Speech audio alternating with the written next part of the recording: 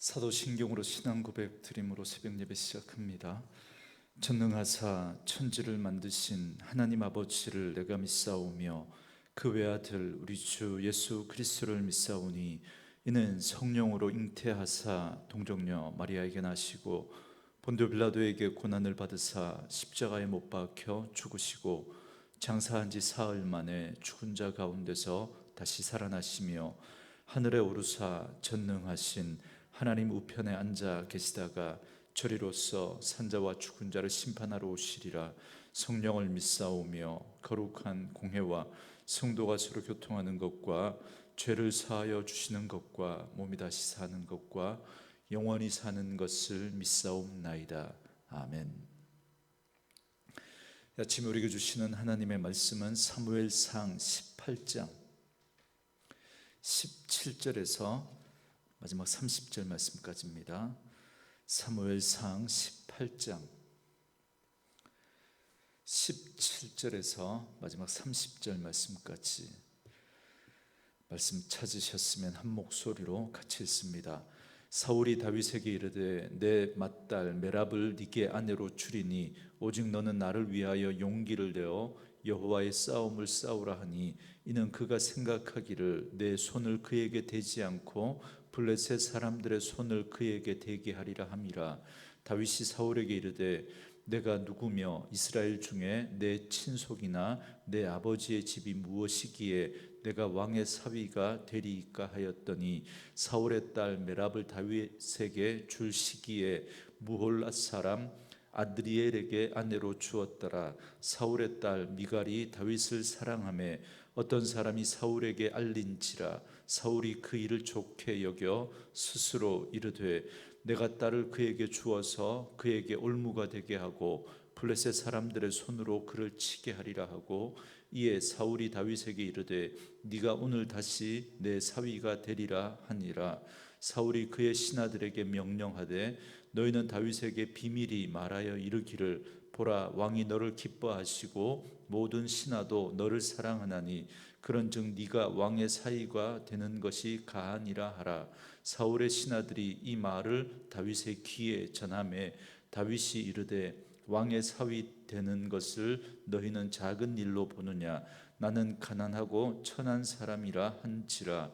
사울의 신하들이 사울에게 말하여 이르되 다윗이 이러이러하게 말하더이다 하니 사울이 이르되 너희는 다윗에게 이같이 말하기를 왕이 아무것도 원하지 아니하고 다만 왕의 원수의 보복으로 블레셋 사람들의 포피 100개를 원하신다 하라 하였으니 이는 사울의 생각에 다윗을 블레셋 사람의 손에 죽게 하리라 함이라. 사울의 신하들이 이 말을 다윗에게 아뢰매 다윗이 왕의 사위 되는 것을 좋게 여김으로 결혼할 날이 차기 전에 다윗이 일어나서 그의 부하들과 함께 가서 블레셋 사람 200명을 죽이고 그들의 포피를 가져다가 수대로 왕께 드려 왕의 사위가 되고자 하니 사울이 그의 딸 미갈을 다윗에게 아내로 주었더라. 여호와께서 다윗과 함께 계심을 사울이 보고 알았고 사울의 딸 미갈도 그를 사랑하므로 사울이 다윗을 더더욱 두려워하여 평생에 다윗의 대적이 되니라. 블레셋 사람들의 방백들이 싸우러 나오면 그들이 나올 때마다 다윗이 사울의 모든 신하보다 더 지혜롭게 행하며 이에 그의 이름이 심히 귀하게 되니라. 아멘. 오늘은 함께 읽으신 사무엘상 18장 17절에서 30절 말씀을 중심으로 더욱 두려워하여 라는 제목의 말씀으로 잠시 은혜를 나누겠습니다. 다윗에 대한 시기와 질투가 점점 심해진 사울은 이제 비이성적이고 살인적인 광기를 내려놓고 침착하고 오히려 더 치밀하게 계획된 음모를 꾸미게 됩니다. 이것은 다윗이 전쟁에서 공을 세우면 자기의 큰딸 메랍과 결혼시켜 주겠다라고 그렇게 이 계략을 꾸미는 걸 두고 말하는 겁니다. 이는 다윗을 전쟁터로 내몰아서 결국 블레셋 사람의 손에 죽게 만들 속셈이었던 겁니다. 그래서 17절 말씀에 사울이 다윗에게 이르되 내 맏딸 메랍을 너에게 아내로 주리니 오직 너는 나를 위하여 용기를 내어 여호와의 싸움을 싸우라 하니 이는 그가 생각하기를 내 손을 그에게 대지 않고 블레셋 사람들의 손을 그에게 대게 하리라 함이라 그럽니다. 사울의 이 말 속에 보면 두 가지 큰 악이 숨어 있는 걸 보게 됩니다. 먼저 그는 악한 계략을 세우고 있는 데다가 놀랍게도 하나님의 이름을 들먹이고 있다는 겁니다. 그는 다윗에게 여호와의 싸움을 싸우라라고 그렇게 말하고 있습니다. 겉으로는 하나님을 내세우고 있지만 그 속에는 악한 생각이 가득한 겁니다. 그리고 또 한 가지, 그는 지금 다윗이 전쟁에서 질 걸 바라고 있고 더 나아가서 질 거라고 믿고 있습니다. 사실 사울이 왕이 된 이유는 다른 것이 아니라 전쟁에서 이겨 이스라엘을 그 외부의 적으로부터 보호하는 것이었습니다. 그런데 그는 지금 자신이 왕이 된 그 본분을 잃어버렸을 뿐만 아니라 하나님이 자신에게 주신 그 사명까지도 잃어버리고 전쟁에서 지더라도, 여러분, 전쟁의 참상이 얼마나 무서운 것입니까? 우리가 러시아와 우크라이나 전쟁을 통해서 보지 않습니까? 그렇게 되더라도 자신의 왕권만 지킬 수 있다면, 자신의 그 왕자만 지킬 수 있다면 전쟁에서 저도 괜찮다는 겁니다. 그래서 사울은 다윗을 죽이려고 했던 것이죠. 이렇게 자신의 존재 이유와 사명까지도 잃어버린 겁니다. 사울은 이렇게 블레셋과의 전쟁에서 이길 생각은 하지 않고 오히려 블레셋에게 패배할 거라고 생각하고, 그리고 그것을 이용해서 다윗을 죽이려고만 했습니다. 다윗은 이 사울의 제안에 겸손하게 응수합니다. 자기가 어떻게 감히 왕의 사위가 될 수 있겠냐고 그렇게 대답을 하죠. 참으로 겸손한 대답입니다. 겸손한 사람에게는 참으로 적수가 없습니다. 공격하고 싶어도 어떻게 공격할 도리가 없는 거죠. 그런데 19절에 보면, 그런데 사울은 다윗에게 주기로 약속한 딸 메랍을 다른 사람에게 시집 보내버립니다. 그래서 19절에 여기 보시면 사울의 딸 메랍을 다윗에게 줄 시기에 그렇게 이 말하고 있는 걸 보면, 사울이 이 약속을 한 이후에 다윗은 블레셋과의 많은 전투에서 승리하고 공을 세웠던 것으로 보입니다. 그래서 다윗에게 딸 메랍을 시집 보내야 될 그 상황이 된 겁니다. 사울은 그러니까 서둘러서 메랍을 다른 사람과 결혼시켜 버린 겁니다. 그러니까 사울은 처음부터 그 딸 메랍을 다윗에게 줄 마음이 전혀 없었던 거죠. 다윗을 죽이려고 이용하려고 했던 겁니다. 그런데 20절에 보면 이런 상황을 지켜보던 사울의 다른 딸 미갈이 오히려 다윗을 사랑하게 됩니다. 이 일이 사울에게도 알려지게 됩니다. 그래서 사울은 이번에는 미갈을 올무로 미끼로 다윗을 죽이기로 합니다. 애당초 다윗을 사위로 맞으려고 하는 그런 마음이 없었기 때문에 다윗에게 약속을 지키지 않으려고 메랍을 시집 보내버렸던 사울은 이제 또다시 새로운 미갈을 통해서 결혼을 제시하면서 또 역시 다윗을 죽이려고 합니다. 그래서 사울은 신하들을 다윗에게 보내서 메랍의 일로 인해서 마음이 소원해졌을 그 다윗의 마음을 회유하도록 합니다. 그들은 다윗에게 왕의 사위가 되는 것이 옳고 합당한 일이다라고 설득을 하면서 그런 말을 계속 들려줍니다. 그러나 사울의 신하들의 말에 다윗은 흔들리지 않습니다. 23절 말씀에 사울의 신하들이 이 말을 다윗의 귀에 전하매 다윗이 이르되 왕의 사위 되는 것을 너희는 작은 일로 보느냐, 나는 가난하고 천한 사람이라 한지라 그럽니다.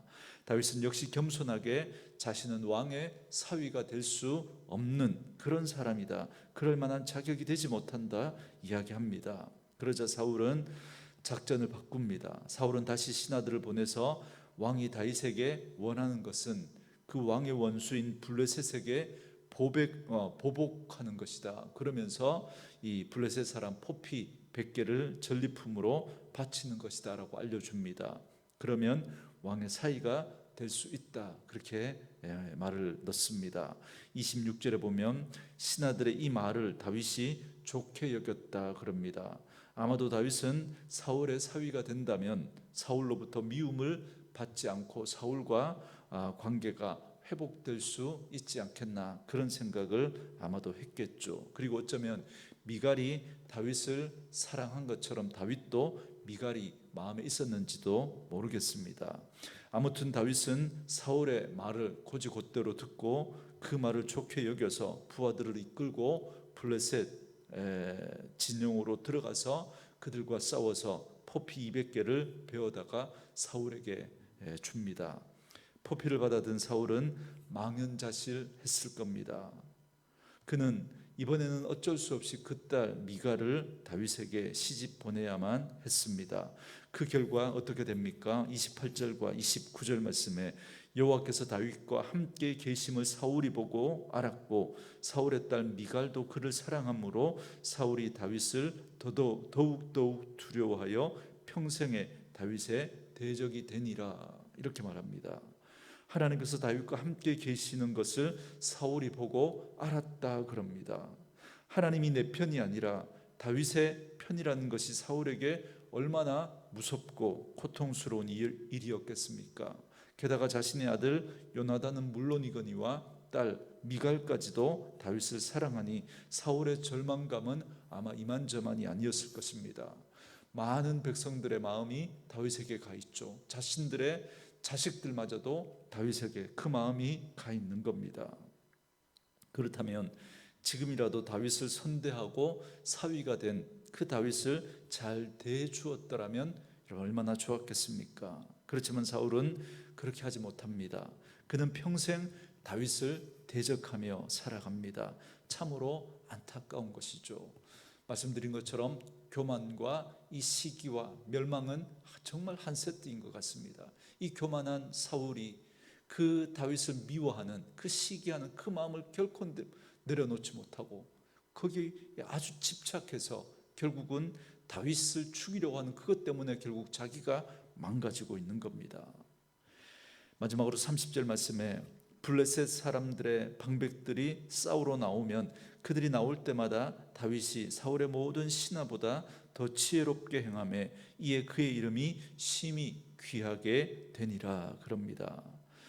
그러는 사이에 다윗은 계속해서 전공을 세웁니다.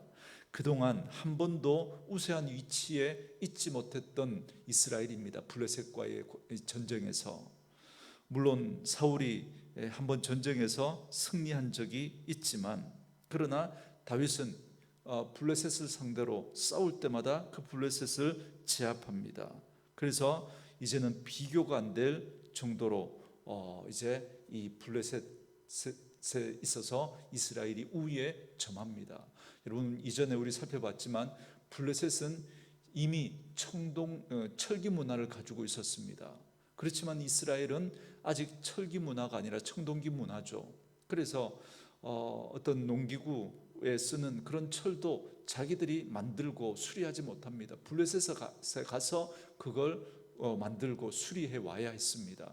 칼이라고는 사울과 그리고 요나단 이 정도만 칼을 가지고 있었지 변변한 무기도 없었던 그런 이스라엘입니다. 그런데 하나님이 다윗과 함께 하심으로 이렇게 이제 블레셋과 다윗의 위치가 완전히 바뀌어지게 된 겁니다.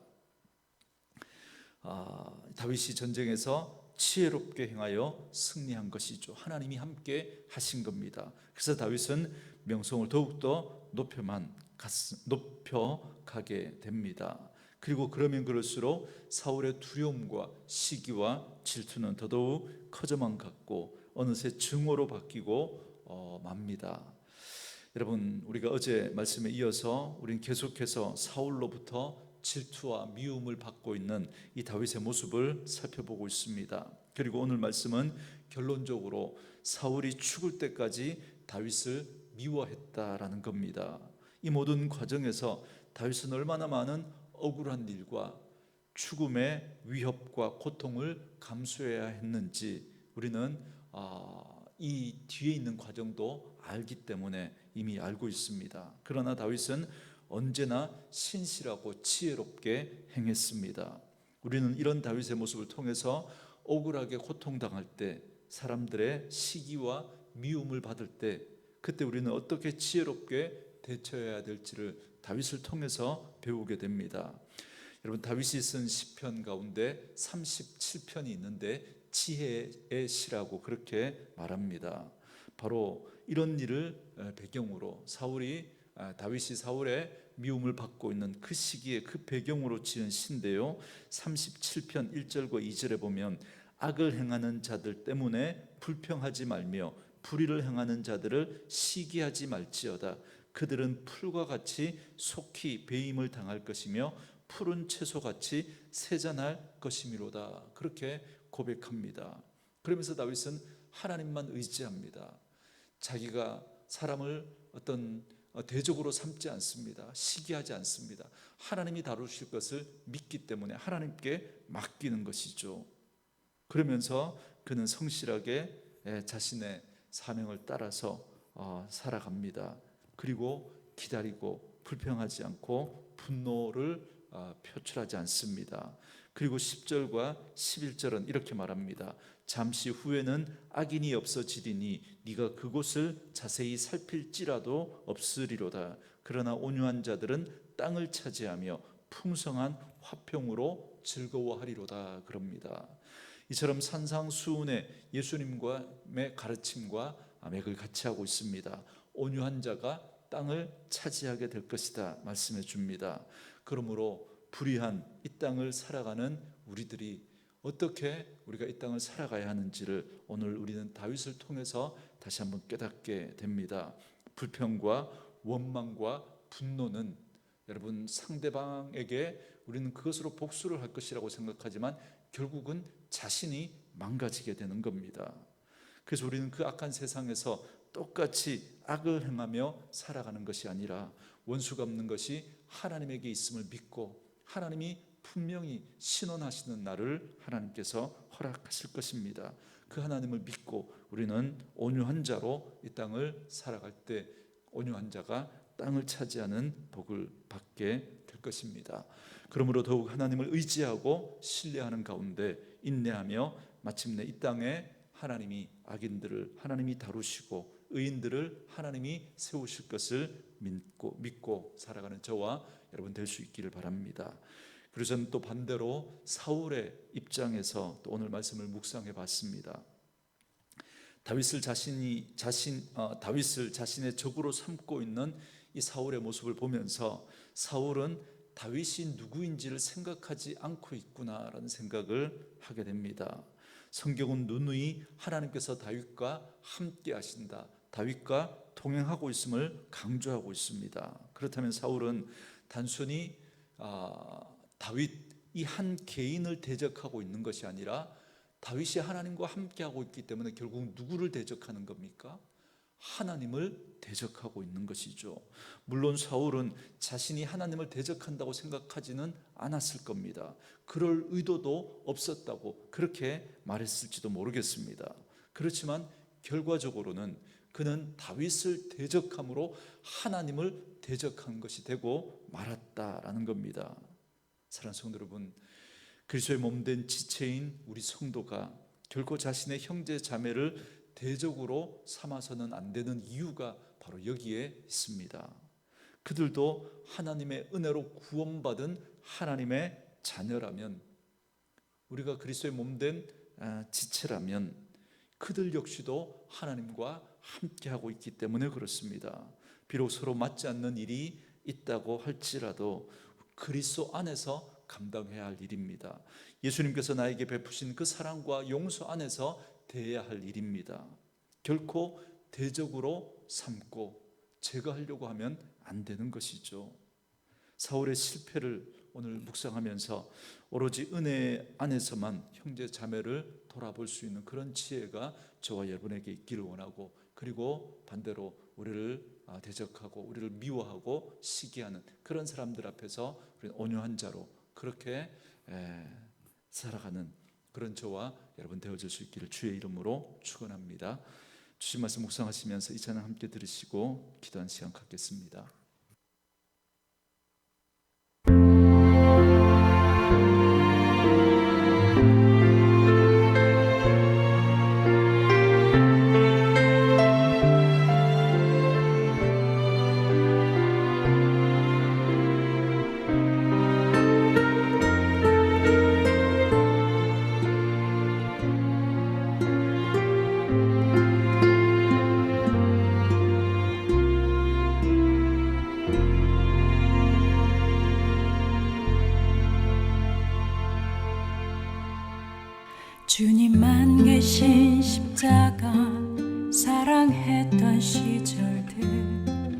이제